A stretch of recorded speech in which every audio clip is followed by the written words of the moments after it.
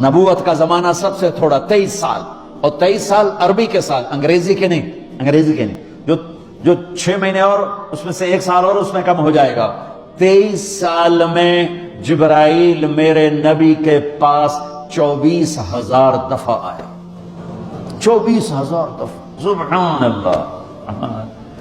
اور جبریل کا آنا تو چھوٹی بات ہے، اللہ نے زمین سے اٹھا کے عرشوں پہ کھڑا کر کے بولا علی آجا میرے حبیب، آجا تیرے مرا ملاقات ہونی چاہیے، دوست کو دوست سے ملنا چاہیے، ملاقات ہونی چاہیے۔ پہلا آسمان، دوسرا، تیسرا، چوتھا، پانچواں، چھٹا، 7واں آسمان گزروا دیے۔ پہلے آسمان پہ آدم علیہ السلام کھڑے تھے، استقبال کر رہے تھے، میرے بیٹے آ گئے۔ آدم علیہ السلام نے کہا میرے بیٹے آ گئے۔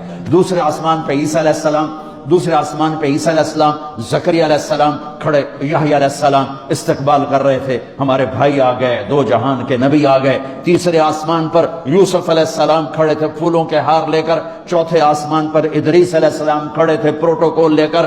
5ویں آسمان پر ہارون علیہ السلام کھڑے تھے فل پروٹوکول کے ساتھ۔ 6ٹھے آسمان پر موسیٰ علیہ السلام کھڑے تھے فل پروٹوکول کے ساتھ۔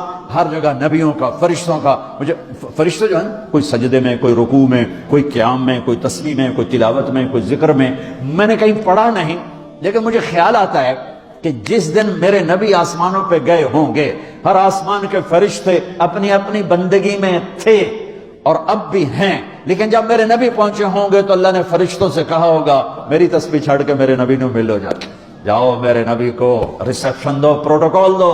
سورے فرشتے میرے نبی کے قدموں پہ قربان ہو رہے ہوں گے۔ 6ٹھے آسمان پر موسیٰ علیہ السلام، میرے بھائی آ گئے۔ 7ویں آسمان کا نظارہ کچھ اور تھا، ایک عجیب حکمت۔ 7ویں آسمان پہ ایک بیت اللہ دیکھا، جیسے مکے کا بیت اللہ، اس کا طواف ہو رہا ہے، اور اس بیت اللہ کی دیوار کے ساتھ ایک بزرگ آدمی یوں بیٹھا ہوا ہے، سفید داڑھی ہے ناف تک، اور یوں بیٹھا ہوا ہے، وہ نہیں اٹھا ہے، وہ ایسے ہی بیٹھا ہوا ہے۔ تو میرے نبی جبریل سے پوچھتے ہیں یہ بزرگ کون ہے؟